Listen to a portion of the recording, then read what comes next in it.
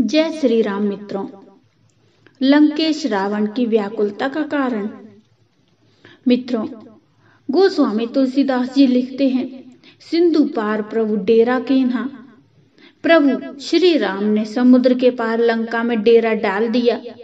इसकी जानकारी लंकापति रावण को कैसे मिलती है? इस पर तुलसीदास जी लिखते हैं, जहां कहूं फिरत निशाचर पावहीं, घेरी सकल बहु नाच नचावहीं। 10 नन्ही काटे नासिका काना, कही प्रभु सुजस देहि तब जाना। लंका में घूमते फिरते जहां कहीं वानर भालू किसी राक्षस को पा जाते हैं तो सब उसे घेर कर खूब नचाते हैं और दांतों से उसके नाक कान काट कर प्रभु का सुयश कहकर तब उसे जाने देते हैं, अर्थात उसे छोड़ देते हैं।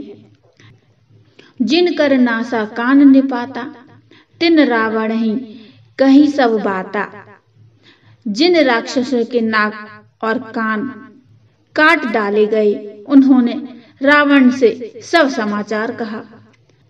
रामचरितमानस पढ़ने पर यह ज्ञात होता है कि श्री राम के बारे में या उनके दूत हनुमान के बारे में अथवा उनकी सेना के बारे में रावण को जब जानकारी मिलती है तो जिसके माध्यम से मिलती है उसके श्री राम पक्ष द्वारा या तो नाक कान कटी हुई होती है या तो वह मार खाकर घायल अवस्था में ही रावण के पास भागे भागे आया रहता है।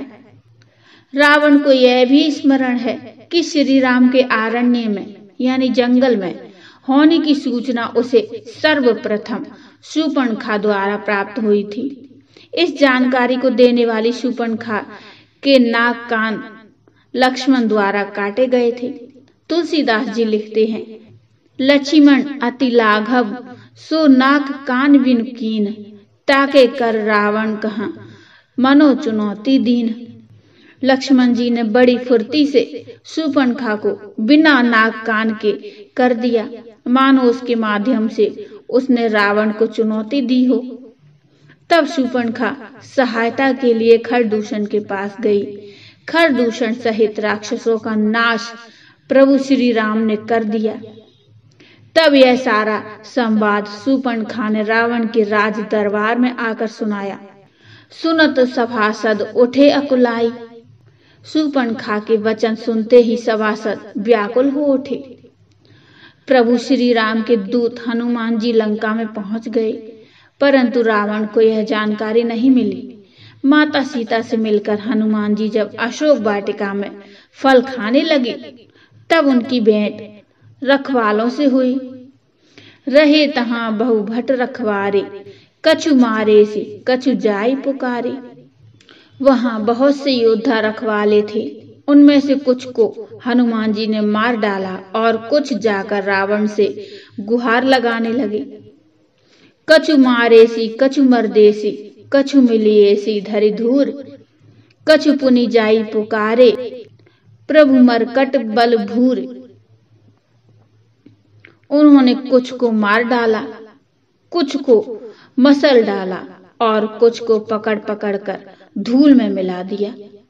कुछ ने फिर जाकर पुकार की कि स्वामी बंदर बहुत ही बलवान है। लंकापति रावण को 3 बार श्री राम के बारे में समाचार प्राप्त हुआ था। पहली बार जब श्री राम जंगल में थे, दूसरी बार जब उनके दूत हनुमान जी लंका में प्रवेश कर गए थे और तीसरी बार जब श्री राम की सेना समुद्र पार कर लंका पहुंच गई। अपशकुन होने के बाद ही रावण को तीनों संदेश प्राप्त हुआ था, अतः इस बार रावण काफी व्याकुल हो उठा। तो बोलो जय श्री राम, जय जय श्री राम। मित्रों, इससे आगे का प्रसंग अगली वीडियो में जरूर आएगा। मित्रों, ये प्रसंग आपको कैसा लगा मुझे कमेंट में बताइए और कमेंट में जय श्री राम अवश्य लिखिए। प्रसंग अच्छा लगा हो तो लाइक करिए और चैनल को सब्सक्राइब कर लीजिए। मिलते हैं फिर एक और नई प्रसंग नई कथा के साथ। तब तक के लिए जय श्री राम।